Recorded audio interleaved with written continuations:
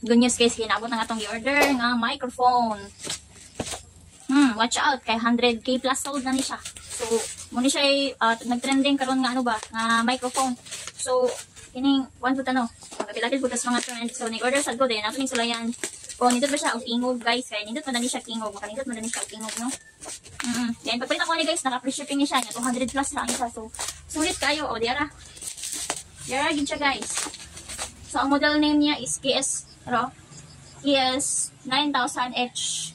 Oh, so naabot na siya guys. Ganahan bitaw kanin niya, no? Kaya ano siya ba? Kaning pink ang color. Okay, welcome to my life. Pink ang color guys. Niya taas kayo ang iyang wire. Oh. Yan nila ang iyang mic. Okay. So, ayan. Oh, guwapa kayo. So, ayan na ito niyo. Hindi pa siya kanang performance. Okay? So, free shipping na yun siya guys. Naka-free shipping siya karon niya. 200 plus lang niya nga mic. Isa na siya sa mga nag-trending karon nga mic guys. Muna yung bilang daghang namalitan ni kay. Nindot na siya tingog. Oh, yan ang kanindot guys. Kaya na siya ba? Maibot-ibot ra siya. Oy, ibot ra siya nimo. Ug dili ka ganahan mo gamit, mura siya idton oh.